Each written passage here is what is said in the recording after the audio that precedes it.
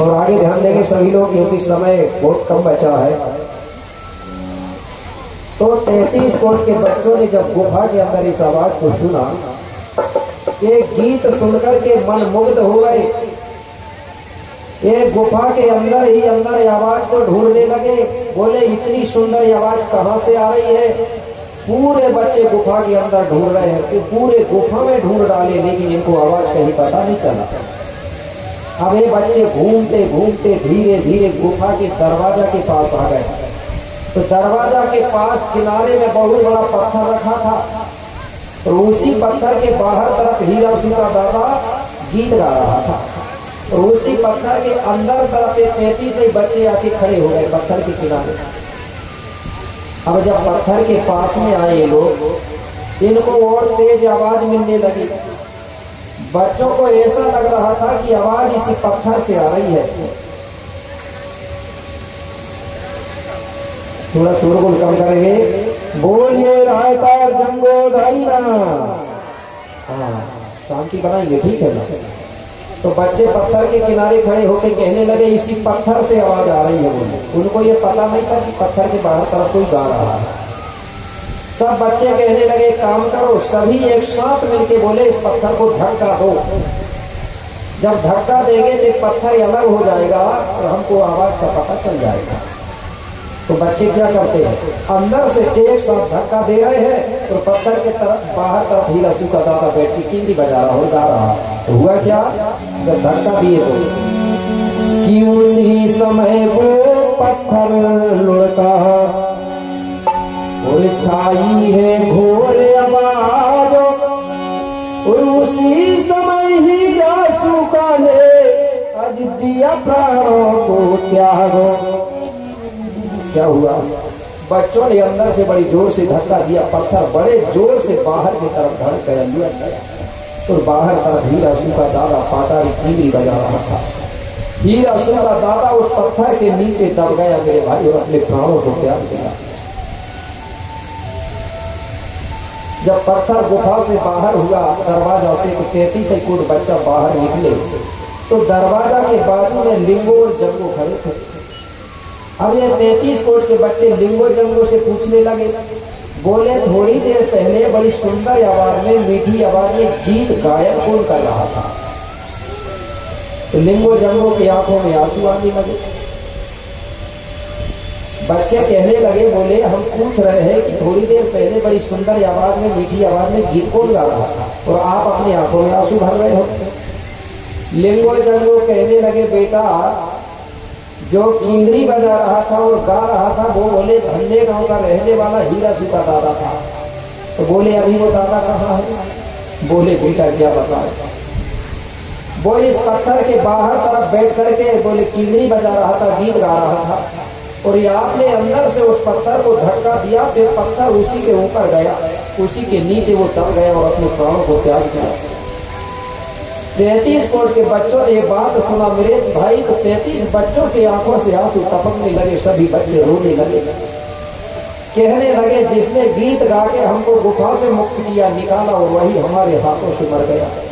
हमसे बड़ा अनर्थ काम हो गया, हमसे बड़ा गलत हो गया। सब बच्चे रोने लगे, पछताने लगे मेरे भाई। इसके बाद में कुछ देर के बाद में शंभू और गौरा भी ये पता करने के लिए उधर से आते हैं, और वहां जैसे ही आए तो देखे तो लिंगो जंगो समझा रहे बच्चों को, और बच्चों के आंखों से आंसू टपक रहे और बच्चे रो रहे हैं। शंभू ने सोचा कि ये हो क्या रहा है। बाबा शंभू ने पूछा, बोले लिंगो जंगो क्या हुआ है। तो लिंगो जंगो ने पूरा समाचार बताया। बाबा शंभू और गौरा को भी दुख हुआ। शंभू बाबा कहने लगा, बेटा जो हो रहा था हो गया, अगर हम पीछे की बीती बात को बात बात याद करेंगे तो रोने के सिवा कुछ नहीं आएगा। इसलिए बोले बेटा 33 ही बच्चे सुनो कि अब मन में धीरज धरो, आज सुनो कलिया के लालो, और हो निहार हो कर रहे, आज कोई सके नहीं डालो। बोले बेटा जो होली की हो रहा था वो हो गया, उसको कोई टाल ही नहीं सकता, इसलिए अब आप मन में धीर धारण करो और अब हमको आगे क्या करना है उस बात पर हमको अब सोचना है। इस प्रकार से बाबा शंभू ने कई प्रकार से बच्चों को समझाया तो बच्चे रोना बंद करते हैं। इसके बाद बाबा शंभू कहने लगा लिंगो जंगो ये 33 कोट जो बच्चे हैं ये 12 साल हो गए, बोले इन्होंने नहाया भी नहीं है, इनके बाल देखो कितने लंबे हो चुके हैं, इनके बाल भी नहीं कटे हैं, नाखून भी नहीं कटे हैं, इसलिए ये 33 बच्चों को बोले तुम नदियां ले जाओ और इनके बाल काटो, नाखून काटो, इनको नहलाओ धुलाओ और इसके बाद में इनको बोले पुनेम की दीक्षा दो। तो लिंगो जंगो ने क्या किया, 33 कोट बच्चों को लेके सोन नदी गया। सोन नदी सबने देखा है, ठीक है, यही नदियां बताया जाता है, इसी नदी में लिंगो जंगो ने ले गया और 33 कोट बच्चों के बाल काटे, नाखून काटे, पूरी साफ सफाई किया और सबको नहला धुलाया। नहला धुलाने के बाद गोपाल बाबा एक सेमर के पेड़ के नीचे लेके गया पढ़ाने के लिए, पुनेम दीक्षा देने के लिए, क्योंकि उस समय स्कूल नहीं थे, बिल्डिंगें नहीं थी, कॉलेज नहीं थे, तो हमारे जो गुरु होते थे वो सेमर के पेड़ के नीचे स्कूल लगाते थे। कहाँ लगता था स्कूल? सेमर के पेड़ के नीचे। उसी को बोलते थे हम गोंडी भाषा में गोठुल केंद्र। उसी गोठुल में हमारे भूमिका गुरु, हमारे मुठिया गुरु हमारे बच्चों को शिक्षा दीक्षा देते थे। लोगों ने गोठुल को मिटाने के लिए गोठुल का नाम बदल करके क्या बना दिया? गुरुकुल। गोठुल से ही गुरुकुल बना, ठीक है। जितनी भी यहाँ जो चीज भी बनाया गया है तो सब गोंडों को ही चीज से नकल करके बनी हुई है पूरी चीज। सबसे पहला वैज्ञानिक ये धरती का गोंड है, फिर नकल करने वाले वैज्ञानिक ढेर है, ठीक है। मैंने बताया था ना कि नहीं बताया? मैंने बताया था ना, आज कोई भी चीज की बात करो हर चीज की खोज गोंड ने किया है, तो उसी का नकल किया है, उसका थोड़ा विस्तार किया है दूसरे लोगों ने। तो कहाँ लेके गया? सेमर के पेड़ के नीचे पढ़ाने के लिए। अब गोपाल बाबा 33 कोट बच्चों को सेमर के पेड़ के नीचे बिठालता है। तो कैसे बिठाला? पंक्ति बना के बिठाला, व्यवस्था से बिठाला। तो वही बात बता रहा हूं कि वहां 2 प्रकार के बच्चे थे। कितने प्रकार के? 2। 5 बच्चे थे बेवा महिलाओं के, 28 बच्चे थे कलंकित महिलाओं के। तो बेवा महिलाओं के 5 बच्चों को अलग किया और सेमर के पेड़ के बाजू में 5 को एक साथ बिठा दिया। अब जो 5 निकल गए 33 में, जो बचे 28 बच्चे, 28 बच्चों को गोपाल लिंगो ने अलग अलग पंक्ति बना के बिठाला। 7 लाइन में बिठाला, 7 पंक्ति बना के। तो पहले लाइन में गोपाल बाबा ने 1 बच्चा बिठाला, दूसरे लाइन में 2, तीसरे लाइन में 3, चौथे लाइन में 4 और 5वें लाइन में 5 और 6वें लाइन में 6 और 7वें लाइन में 7 और बाजू में बिठा दिया 5 बच्चों को अलग, पेड़ के दोनों तरफ बिठा दिया। उसी के आधार पे ये हमारा जो धर्म ध्वजा है, सतरंगी झंडा, ये धार्मिक ध्वजा है, ठीक है ना। उसी प्रकार से हमारा झंडा बना हुआ है, 2 भागों में बना ही नहीं, आधा सफेद है और आधा 7 रंगों में 7 पट्टी में विभाजित है। तो जो सफेद रंग है इस तरफ गोपाल बाबा ने 5 बच्चों को बिठाना था और 5 ही बच्चों को सफेद रंग से सजा दिया। 5 ही को कौन सा? सफेद रंग से। इसलिए ये झंडा का आधा रंग पूरा सफेद है। इधर 5 बच्चे बैठे हैं सब। उसके बाद में जो 28 बच्चे हैं पंक्ति में बैठे हैं लाइन बना के। तो पहले लाइन में एक तीर का निशान दिख रहा है, समझ जाओ 1 बच्चा बैठा है। दूसरे लाइन में 2 तीर के निशान है, तो समझ जाओ 2 बच्चे हैं। तीसरे में 3 तीर है, मतलब 3 बच्चे। चौथे में 4 है, 5वें में 5 है, 6वें में 6 और 7वें में 7। तो जो तीर के निशान बने हैं वो तीर के निशान है 28। तो मतलब इधर कौन से बच्चे बैठे हैं? कलंकित बच्चे। इनको अब गोपाल बाबा अलग अलग रंग से सजा रहा है। 5 बच्चों को तो सजा दिया, कौन से रंग से? कौन से रंग से सजाया? 5 बच्चों को सफेद रंग से। अब ये पंक्ति वाले बच्चों को अलग अलग रंग से सजाता है। पहले लाइन के बच्चे को गोपाल बाबा ने आकाशी रंग से सजाया, इसलिए पट्टी कौन से रंग की है? आकाश रंग की। दूसरे लाइन में 2 बच्चे हैं, उनको सिंदूरी रंग से सजाया गया। तीसरे लाइन में 3 बच्चे हैं उनको जामुनी रंग से, और चौथे लाइन में 4 बच्चे हैं उनको लाल रंग से, और 5वें में 5 बच्चे हैं उनको तोता मिट्टू कलर से, 6वें में 6 बच्चे हैं उनको हरा कलर से, और आखिरी में 7वीं पंक्ति में 7 बच्चे हैं उनको पीला कलर से। इस प्रकार से गोपाल बाबा ने सब बच्चों को अलग अलग सजा दिया, अलग अलग रंग से। इसी के आधार पे हमारा सतरंगी झंडा है। तो ये झंडा में 33 कोट के देवता है विराजमान, ठीक है ना। देखो 5 जो बच्चे हैं ना, आगे चल के 5 बच्चे भूमिका बनते हैं, और भूमिकाओं को हम 5 तत्वों के रूप में मानते हैं। किसके रूप में? तत्वों के रूप में। जल, वायु, अग्नि और आकाश, धरती, उन्हीं के नाम से कलश जलते हैं। 5 तत्व 5 भूमिकाओं के नाम से, ठीक है ना। और जो 28 बच्चे हैं ना, ये 28 बच्चे जो धरती में 28 धातु है। कितनी धातु है? मुख्य धातु 28। तो 28 धातुओं को हम 28 देवताओं के नाम से मानते हैं। मतलब यही आगे चल के हमारे गोत्री देवता बन जाते हैं, ठीक है ना। ये 28 जो बच्चे हैं धातु हैं, उनको हम गोत्री देवता के रूप में 28 धातु की पूजा करते हैं। और 5 जो भूमिका है उनको हम 5 तत्वों के रूप में पूजा करते हैं। तो ये झंडा में पूरी चीज समाज की नहीं, 5 तत्व भी समाहित है 5 बच्चों के नाम से, और धरती में 28 धातु है, वो 28 बच्चों के नाम से। झंडा में पूरे तत्व प्रकृति समाहित है, ठीक है। तो ये हमारा धर्म ध्वजा है, इसलिए ये झंडा हमारे घर में होना चाहिए। होना चाहिए कि नहीं होना चाहिए? नहीं तो बहुत लोग दूसरों को झंडा और दूसरों को डंडा उठा के चल रहा है। अब हमको दूसरे का डंडा ना दूसरे का झंडा, ठीक है। खुद का डंडा खुद का झंडा, ठीक है ना। यहाँ दुकानी भी आई है, सबके घर में बढ़िया सतरंगी झंडा होना चाहिए। ये झंडा में कोई दिक्कत नहीं है। कई लोग डरते हैं, अरे बोले सतरंगी झंडा लगाएंगे तो लोग कहेंगे कि ये तो चुनाव वाला है, कौन वाला पार्टी वाला। ये सतरंगी झंडा अलग है, चुनाव वाली चीज अलग है, ठीक है ना। आगे चल करके यही जो रंग है ना, यही देवता बनते हैं। जो पहले पट्टी वाले 1 है, दूसरे में 2, तीसरे में 3। तो तीसरा नंबर की जो पट्टी है ना, वो रंग 3 देव वालों के लिए है। उनकी जो देव गादी होती है, उनका जो रंग दिया गया है, उनके जो देवी देवताओं की गादी लगाई जाती थी 3 देव वालों की, तो जामुनी रंग से लगाया जाता था। कौन से रंग से? जामुनी। तो 3 देवधारियों के है कि नहीं? यहाँ 3 वाले हो गए तो उठाओ जरा हाथ। बस बहुत कम है 3 वाले का, देव कम है तो वो भी कम है। इसके बाद में जो चौथा नंबर की पट्टी है ना, वो 4 देवधारियों के लिए है। उठाइए जरा हाथ, 4 वाले कितने हैं? बढ़ना चाहिए थोड़ा, ठीक है, बढ़े थोड़े। इसके बाद में 5 देव वाले हैं क्या? फिर कम गए। इसके बाद 6 देव वाले हैं क्या? 6 दैया बोलते हैं आपके घर, ढेर सारे लोग हैं। इसके बाद 7 वाले उठाएंगे, मैं भी 7 वाला हूँ, ठीक है। चलो, ये देवों के अनुसार ही बना हुआ है। तो मेरे भाई, इस प्रकार से गोपाल बाबा अब सबको पढ़ा रहा है, पुण्यम बता रहा है। पुण्यम मतलब सतमार्ग बता रहा है। क्या बता रहा है? सतमार्ग।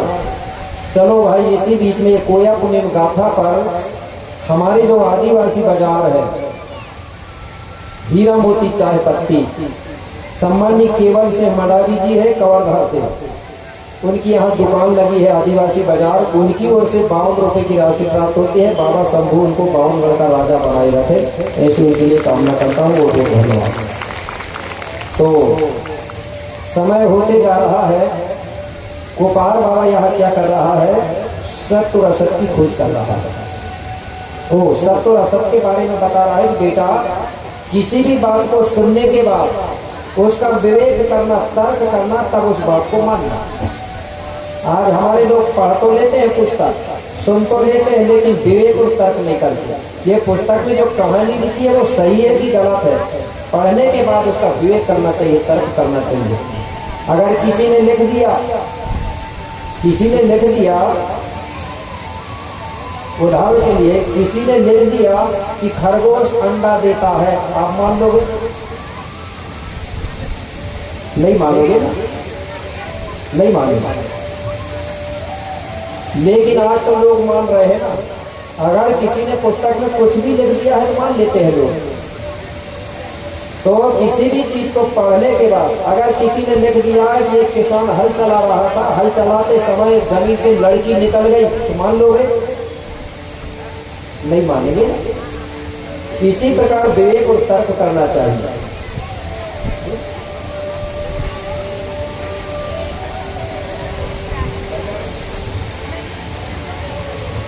तो विवेक और तर्क करना चाहिए।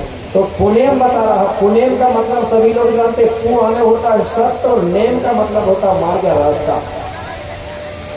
जिस दिन हमारे लोग सत्य और असत्य को समझ जाएंगे ना, उसी दिन हम लोग सही हो जाएंगे। आज भी इतना प्रचार में कर रहा हूं, फिर भी हमारे लोगों को अभी भी सही और गलत का ज्ञान नहीं हुआ। कई लोग आज भी अंधविश्वास में भटके हुए हैं। इसके लिए मैंने कई चीजें आपको बताया, उदाहरण रखा। कई महिलाएं तो इतनी परेशान हैं, और मैं कह रहा हूं कि महिलाएं जाग जाए तो सब लोग जाग जाए, क्योंकि महिलाओं से पूरा गड़बड़ हो रहा हो। महिलाओं की संख्या ज्यादा भी है। अगर जैसे आप लोग जाग गई ना, तो गोंडवाना आने में कोई टाइम नहीं लगेगा। इसलिए कह रहा हूं, कई जगह में जाता हूं ना, तो महिलाएं कई इतनी परेशान है, और परेशानी भैया लोग कर रहे हैं। सभी लोग एक से नहीं है, कुछ भैया लोग, क्योंकि महिला सब कुछ करने को तैयार है, लेकिन एक ही चीज से वो मजबूर है, क्योंकि उनके पति दारू पीते हैं तो वो गुस्सा आती है उनको, है ना बात सही? अब वो बेचारी दवाई ढूंढ रही है दारू छोड़ने की। अब ऐसा होगा क्या, दारू छोड़ने की दवा मिलेगी क्या? अगर ऐसी दवा होती ना तो सबको एक तरफ से पिला देता, मैं कब के दारू छोड़ देते आप लोग। ऐसी दवा है ही नहीं। लोग बताते जरूर है, 100 लोग में से 2-4 धोखा से छोड़ दिए तो बोले मेरी दवा ने काम करी। दवा तो वो होना चाहिए, चाहे 100 की 100% होना चाहिए, ठीक है ना? ऐसी दवा के चक्कर में कहीं मत लगना। और कई महिलाएं ऐसी दवाई ढूंढ रही है कि मेरी सांस बस में नहीं है, मेरी सांस के साथ नहीं पड़ रही। अभी यहाँ आया ना, वहाँ एक मात्र शक्ति आ गई, बोले मेरी सास के साथ नहीं पटे। नहीं, सास से आई थी, बोले बहू से नहीं पटे मेरी। बहू के लिए कोई ऐसी दवाई है क्या गुरु जी? बोले मैंने सोचा सब जगह तो बहू ढूंढ रही दवाई, यहाँ सास ढूंढ रही बहू के लिए दवाई। इसमें ये धुआं ज्यादा मत करना, ठीक है? दिक्कत होगी नहीं। तो इसमें हम लोगों को विवेक होना चाहिए, तर्क होना चाहिए। यही कुपार बाबा का उदाहरण दे दे के बच्चों को बता रहा है, तो मैं भी आपको बता रहा हूं। ये कोई दवाई नहीं है कि तुम अपनी सास के बस में कर लो, तुम अपनी बहू के बस में कर लो। इसके लिए उपाय है, दिमाग लगाना पड़ेगा कि झगड़ा होता क्यों है, तो झगड़ा किस बात का होता है, उसको ढूंढना पड़ेगा, खोजना पड़ेगा। मैंने बताया था, बताया नहीं एक ताबीज वाली बात की, भूल गई? किस को याद है वो ताबीज वाली? जरा उठाना हाथ। बहुत सी महिलाएं भूल गई, कुछ महिलाओं को पता है। वो इसलिए बताया था कि आपको कम से कम सही और गलत का ज्ञान हो जाए, इसलिए बताया था। और महिलाओं ने नहीं सुनी। चलो एक बार और बता देता हूं। एक जगह में गया था, 2 साल हुए थे विवाह के। कितने साल? 2 साल बहू के विवाह के। 2 साल तक तो सास बहू की अच्छी पटती थी, लेकिन 2 साल के बाद में सास बहू के बीच में बिल्कुल पटाव नहीं था। तो बहू रानी आ गई मेरे पास। एक दिन मेरे घर पहुंची, जहां मैं रहता था वहां पहुंची। गुरु जी मैं बहुत परेशान हूँ। बोली, मैंने बोला क्यों? बोले मेरी सास बहुत गाली देती है रोज। बोले, मैंने बोला क्यों देती है गाली? कब देती? बोले सुबह देती है गाली। बोले इसके लिए कोई दवाई हो तो दे दो। और बोले मैंने कई भूमिका, कई पंडा बेगा भूमिकाओं से कई से दवाई ले ली। बोले कई ने तो 11,000 भी लिए थे बोले दवाई के मुझसे। बोले लेकिन फिर भी वो दवाई ने काम नहीं करी। कई ने 5,000, कोई ने 2,000। तो बोले गुरु जी आपके पास भी हो तो बताओ। बोले आपकी दवाई और लेके देख लो। बोले मैंने बोला मेरी दवाई में पैसा नहीं लगता। तो बोले गुरु जी जिसमें जो फ्री की दवाई होती वो काम भी नहीं करती। बोले और आज भी हमारे लोग यही सोचते फ्री की चीज है नहीं, पैसा को महत्व देते, पैसा वाले। मैंने बोला पैसा लगेगा सिर्फ एक चीज में तुम्हारा। बोले काहे में? मैंने बोला तुमको बाजार से ताबीज खरीद के लाके मुझे देना पड़ेगा। बोले ताबीज? बोले हाँ, बढ़िया ताबीज लेके आ जाना और वो ताबीज शाम के समय मुझे दे देना। मैं रात को उस ताबीज में दवाई भर दूंगा और दिन निकलने के पहले तुम जल्दी आ जाना और वो ताबीज लेके चली जाना, लेकिन दिन नहीं उगने चाहिए। बोले ठीक है गुरु जी, नहीं उगने चाहिए, क्योंकि हमारे में दिन निकलने के पहले दिया जाता है कोई भी चीज। तो टोटका भी होते याद होते कि दिन निकलने के पहले। बहू को विश्वास बनाया मैंने, मतलब क्योंकि जब तक वो विश्वास नहीं करेगी तो काम नहीं होता ना। बहू रानी को विश्वास हो गया, गई डोंगरगढ़। अब इधर डोंगरगढ़ जाएंगे, कहाँ जाएंगे? अब डोंगरगढ़ गई, अच्छी ताबीज लेके आ गई चांदी की, और शाम को ला के दे दिया। गुरु जी बोले ले, बोले ताबीज लेके आ गई।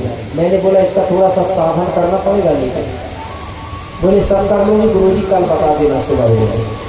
तो उसने ताबीज लेके आई। अब मैंने ताबीज रख लिया, मैंने कुछ नहीं किया। एक कागज में बढ़िया कंडे की राख लिया और कागज के अंदर रख के राख को मोड़ के और ताबीज के अंदर बंद कर दिया और रख लिया। जैसा ही सुबह होने वाली थी, दिन निकलने वाला था और वो बहू रानी आ गई। मुझे तो ऐसा लग रहा था कि रात को नींद भी नहीं लगी रही हो उसको ताबीज के लिए। जल्दी आ गई, बोले गुरु जी ताबीज बन गई। मैंने बोला हाँ बहू रानी बन गई। तो बोले क्या क्या करना है गुरु जी इसका नियम?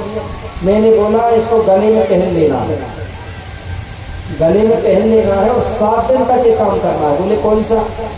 तुम्हारी सास गाली कर देती है। बोले मेरी सास बोले सुबह सुबह गाली देती जब मैं सोई रहती और वो जल्दी जग जाती है। बोले और घर आंगन की साफ सफाई करते जाती है और गाली देते जाती है। बोले अब वो तो देगी ना गाली, जब बहू सोएगी और सास अगर काम करेगी तो गाली तो देगी ना। अच्छा बोला, बोला एक काम करना, तुम्हारी सास जैसे ही गाली देना चालू करेगी तो तुम ये ताबीज को गले में पहने रहना। जैसे ही गाली देना चालू करेगी तो तुम जल्दी से वो ताबीज को ऐसा दांत में दबा लेना। बोले ठीक है गुरु जी। फिर कुछ भाई, जब तक तेरी सास गाली देते रहेगी तब तक तुमको दांत में ताबीज को दबाए रखना है, दांत से ताबीज गिरने नहीं देना है। अगर कहीं ताबीज दांत से गिरी तो समझ जा फिर वो सटेगा नहीं। तो बोले गुरु जी कर लूंगी। कितने दिन? 1 हफ्ता। तो बोले 1 हफ्ता तो कर लूंगी आराम से। अब ताबीज लेके चली गई बहू रानी। अब हम भी आ गए। अब उधर क्या हुआ, अब वो सास का तो काम था प्रतिदिन का। सुबह जल्दी उठी और गाली देना चालू कर दिया बहू को। बहू सोई थी। बहू ने जैसे ही गाली सुनी तो बहू जल्दी उठ गई और याद आ गई कि गुरु जी ताबीज तय और बोल रहे थे दांत में दबाना है। बहू उठ के बैठ गई बिस्तर में और ताबीज दबा लिया दांत में। अब सास दे गाली देके बहू भी सोच रही थी कि मैं भी सास को कुछ जवाब देती, लेकिन अगर जवाब दूंगी तो दांत से ताबीज गिर जाएगी, कैसे जवाब दूं? अब मेरे भाई सास गाली दे के परेशान हो गए। बोले आज तो बहू बोल ही नहीं रही है, आज तो कछु जवाब ही नहीं दे रही है, और जब तक गाली देने वालों को जवाब नहीं मिले तो मजा नहीं आए गाली देने में। बोले नहीं आता ना मजा, जवाब पे जवाब मिलते तब मजा आता। बोले ठीक है आज तो अब कुछ नहीं कहती। बोले कल देखूंगी। अब बोले दूसरे दिन हुआ, फिर उनकी सास गाली देना चालू करी। बहू भी उठ के बिस्तर में बैठी, उन्हें भी ताबीज दबा लिया दांत में। अब बोल नहीं है किसी की। 7 दिन बिता दिया सास ने। 7 दिन बीत गए।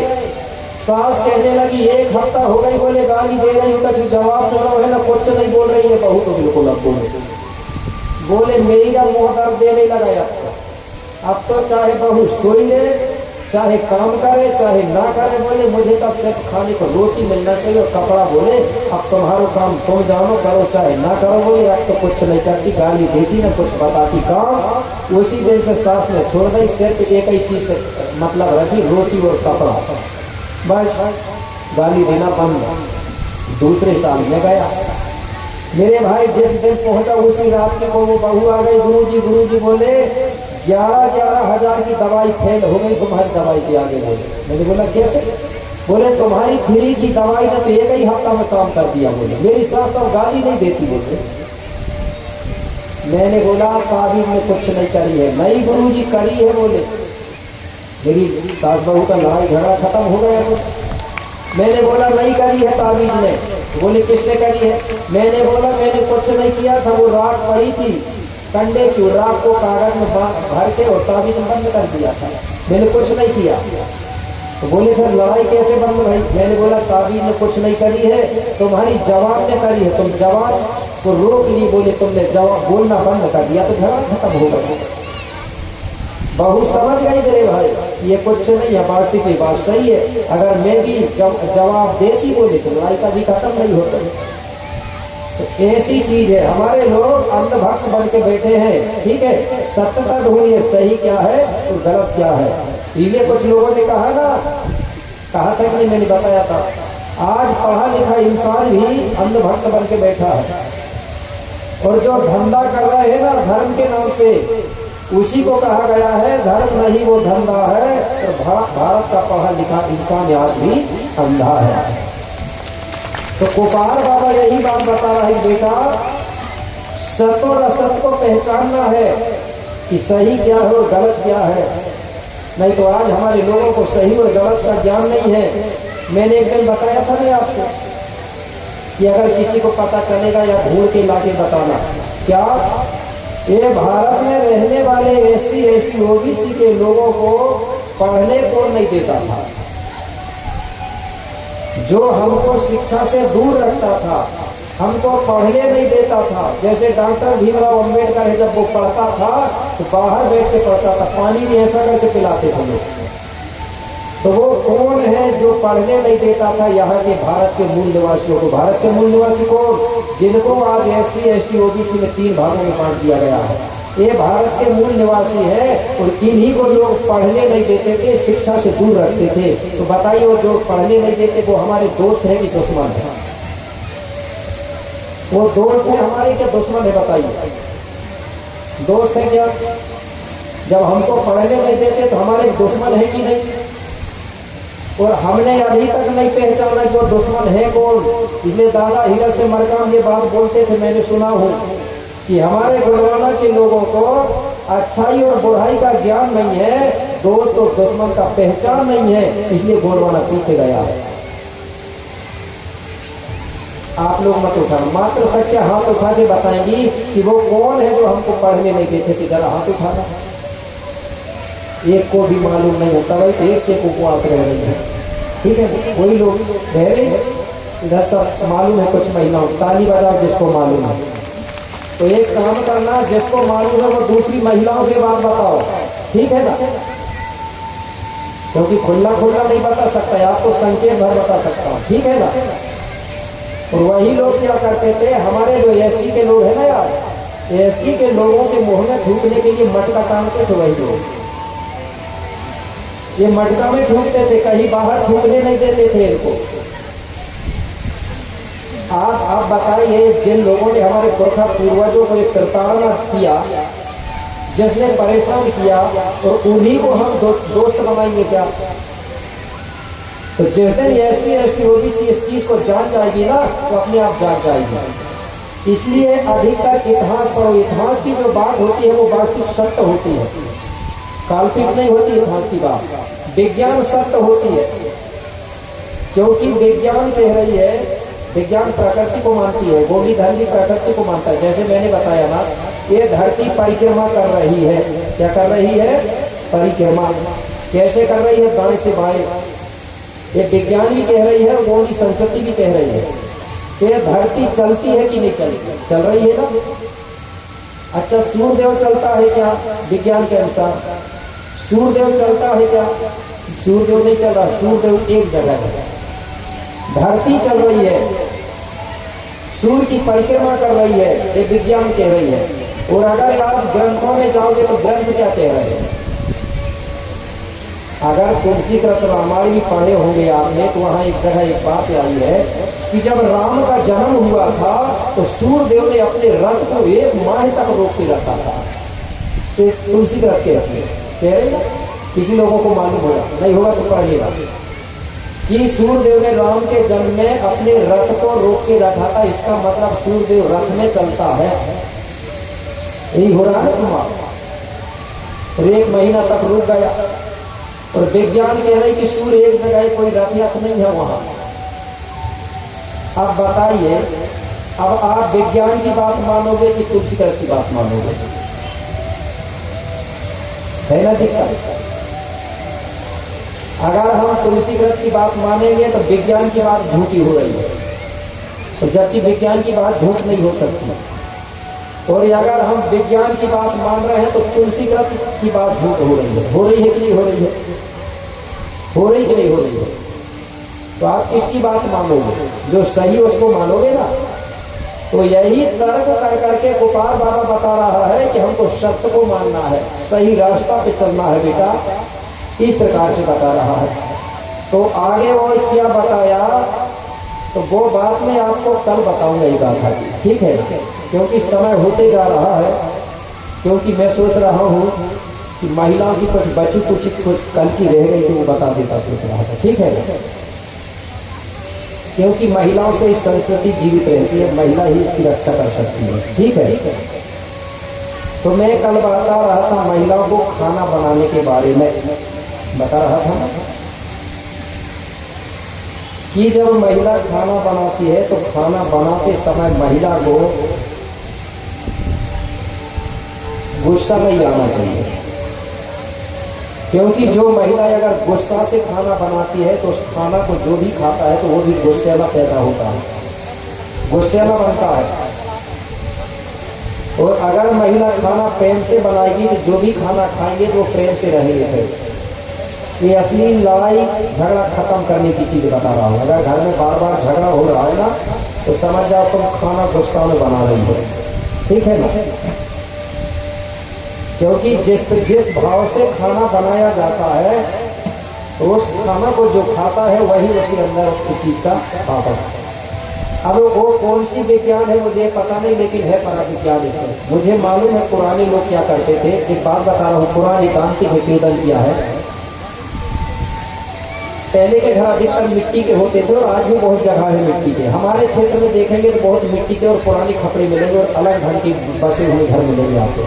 अधिकतर गांव मिलेंगे हमारे में उगत डूगत बसे हुए, क्योंकि गोंडों के जो गांव बसा जाता था वो उगत डूगत लाइन होती थी। और आज भी बहुत जगह है, क्योंकि वो कैसे भी नहीं बनाते थे। उनकी बस्तियां पूरा पश्चिम ही होती थी अधिकतर, ठीक है? तो आमने सामने घर होते थे। एक पुरानी बात बता रहा हूँ कि सामने घर में रोज झगड़ा होता था पति पत्नी का, और उसी के सामने घर में कभी झगड़ा नहीं होता था पति पत्नी का। वे प्रेम से रहते थे और सामने वाले रोज लड़ते थे। एक दिन की अचानक बात, उस समय माचिस नहीं थी, आगे की बड़ी दिक्कत जाती थी। हमारे जो पुराने लोग थे वो पत्थर और लोहा ऐसा करके आगे बनाते थे, चकमक भी बोलते हैं कुछ लोग। तो हमारी माता सत्या क्या करती थी, अपने घर में जो चूल्हा होता था उसमें आग सुबह अगर जलाती थी तो वो आग शाम तक जलते रहती थी, कंडे रखते थे। और रात को खाना बनाई तो वही चूल्हा की आग सुबह तक रहती थी। तो एक दिन की बात है, रात्रि के समय में सामने वाले घर में हो गए झगड़ा पति पत्नियों। पत्नी ने खाना नहीं खाई और भूखे पेट सो गई गुस्सा में। अब गुस्सा में तो सो गई, सोने लगी भूख, ठीक है? अब सोची कि क्या करूं, खाना तो बनाना ही पड़ेगा। अब मेरे लिए बनाऊंगी तो मेरे पति के लिए भी बनाना पड़ेगा, और अगर नहीं बनाई तो फिर पिटाई होगी। अब बेचारी बहुत गुस्सा में है, तो गुस्सा ही गुस्सा में, क्रोध ही क्रोध में उसने जलाई आग जलाई और आग जला के खाना बना लिया। अब जो सामने वाली जो मातृ शक्ति, उसके घर में कभी झगड़ा नहीं होता था, वो आई सुबह सुबह और बोली मेरे घर में आगी बोले बुझ गई, बोले खत्म हो गई, बोले तुम्हारे चूल्हा से आग ले जाने का, बोले ले जाने। और वो चूल्हा की आग कैसे जलाई थी उनने गुस्सा। उसी आग को किसने ले गई, सामने घर की महिला ने, जिसके घर में कभी झगड़ा नहीं होता था। उसी आग से फिर उस महिला ने खाना बनाई, दोनों पति पत्नी ने खाए। पता चला कि रात के समय में ये पति पत्नी के यहाँ भी झगड़ा हो गया। तो इसका कुछ ना कुछ असर होता है, मतलब कुछ ना कुछ उसमें रहस्य है, जिसको हमारे लोग बोलते थे ना एक विज्ञान होती है और दूसरा नंबर आता है पराविज्ञान, और पराविज्ञान को हमारे घूमता और बेगा जानते थे। ठीक है ना? तो उसी आग से वो चीज वहां पहुंची, वहां झगड़ा। इसलिए मैं बता रहा था कि जो महिला खाना बनाते समय कभी निराश नहीं होती है, प्रेम से खाना बनाती है, तो उसके खाना में वो पावर आ जाता है कि सास ससुर और पति कभी वो बहू की बुराई नहीं करके वो बोलने लगते, बोले हमारी बहू बहुत अच्छी है। लेकिन ये 6 महीना 1 साल के बाद नशल पड़ता है। मैंने बोला था कि आपको कि 6 महीना का प्रैक्टिकल करके देखना। देखा है किसी ने क्या? 6 महीना तक खाना किसने बनाया है जिसको कभी गुस्सा नहीं आई हो? हाथ उठाना। अब देख लो भैया, एक नहीं उठा रही यहाँ, आप बनाई है। सही सही बताइए, क्योंकि इसका असर पड़ता है। अगर जो महिला गुस्सा होकर खाना नहीं बनाती है, उसके सास ससुर, उसके पति को धीरे धीरे धीरे धीरे उसके बस में हो जाते हैं। अब थोड़ी बहुत तो बात की बात हो ही जाती है, ठीक है, लेकिन अच्छे से नहीं होते। कई घर में इतना झगड़ा होता है, 2-2 4-4 दिन पति पत्नी बोलते हैं। ये खाना में हुआ सर। अब खाना बनाते समय हमारी मातृशक्तियों को इस बात पे भी ध्यान देना है, क्योंकि हमारी मातृशक्तियां पूजा पाठ सब कुछ करती है, पतिव्रता धर्म को भी मानती है, सब कर रही है। लेकिन अगर एक गलत काम करोगी तो आपके पूजा पाठ करने का कोई फल नहीं मिलेगा। वो कौन सा? खाना बनाते समय मातृशक्ति को कुछ भी खा के खाना नहीं बनाना चाहिए, क्योंकि आजकल एक से एक चीज निकल गई। कोई गुटखा खा रहा है तो कोई राजश्री, तो कोई विमल, पता नहीं क्या क्या करने का। जबकि एक राजश्री को कुत्ता भी नहीं खाता है क्या? बता नहीं। कुत्ता जानता है ये खाने की चीज नहीं है, लेकिन आदमी नहीं जानता ये खाने की चीज है कि नहीं है। ठीक है ना? अब बताइए, कुत्ता नहीं खाता और जो आदमी खा रहा तो कुत्ता का और क्या होगा? ठीक है।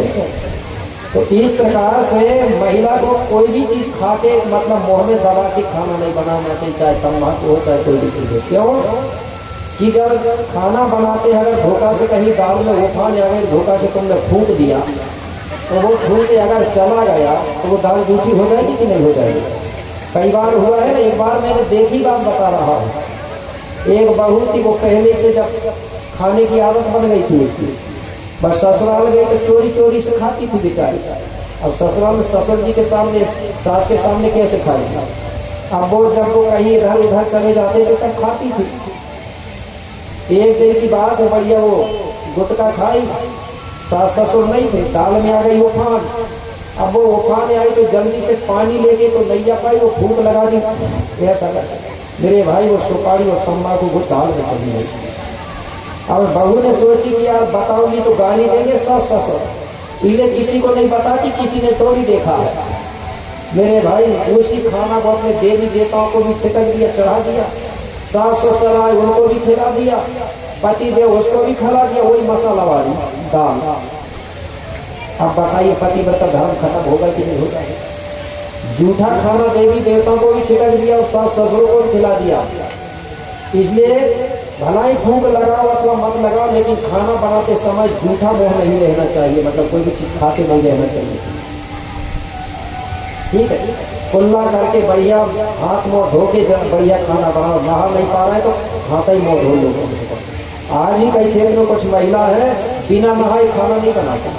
तो घोड़ों में ये चलता था, बहुत नियम संयम से चलते थे कौन लोग, बिना नहाए खाना नहीं बनाते थे। लकड़ियों में तक देखा मैंने, सबसे पहले जो चूल्हा जलाते हैं लकड़ियों में पानी छिड़क के जलाते थे कौन लोग। घर में कोई प्रवेश करता था तो घर के किनारे में पानी रखा रहता था बाल्टी में, सबसे पहले वो पानी को अपने शरीर में छिड़कते थे, उसके बाद घर के अंदर प्रवेश करते थे, चलता था। और आज भी हम जमाने बारी बोते हैं तो आज भी वहां पानी रख देते हैं, रखते हैं। जब कोई प्रवेश करेगा तो पानी छिड़क के ही प्रवेश करता है। तो कितने उससे चलते थे कौन लोग, इसलिए तो यहाँ राजा और महाराजा थे वो लोग। आज हम लोगों ने हमारी सारी चीज छोड़ दिया। ये अंधविश्वास नहीं है पूर्वा पूर्वजों की पूजा करना, उनका आशीर्वाद बहुत बड़ा होता है। अभी नरसिंहपुर जिला में हमारे बाबू ध्रुवे जी आए हैं। नरसिंहपुर जिला में एक चौगान किला करके किला है, सुने होंगे आप लोगों ने।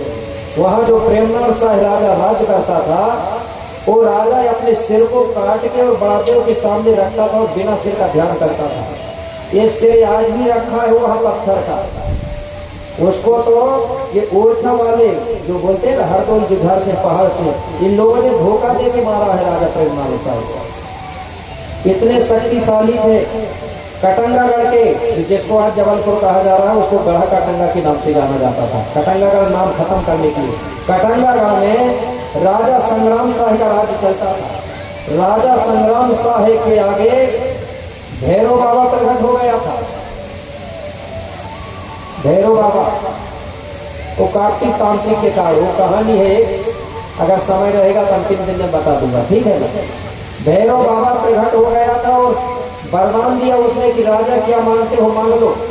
तो राजा ने कहा कि बोले अगर वो दे रही है आपकी इच्छा से, बोले तो आप अपनी इच्छा से दे दो, बोले वरदान।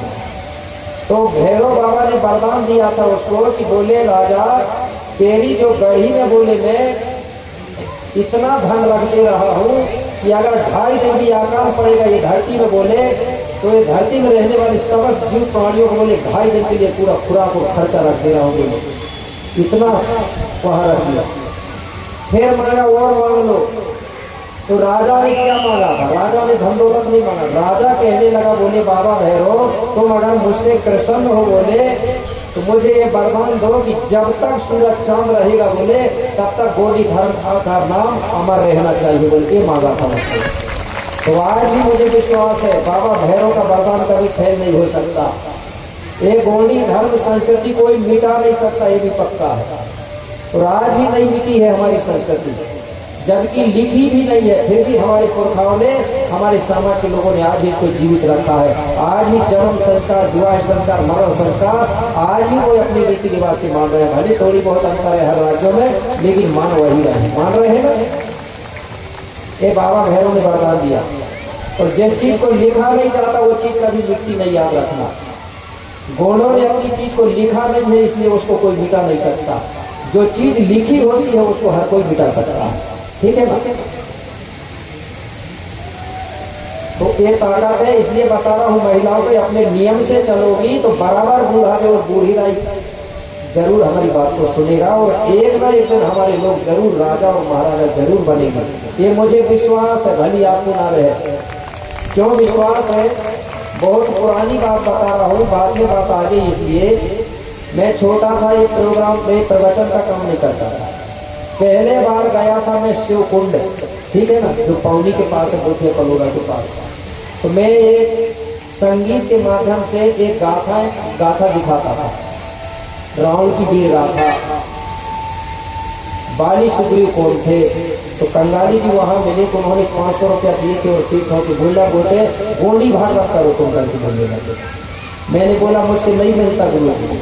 बोले जितना बनता है उतना करो, अगर तुम कहो कि पूरी चीज सीखेंगे तब अगर करेंगे तो तुम जीवन में नहीं कर पाओगे। सीखते भी जाओ, सिखाते भी जाओगे।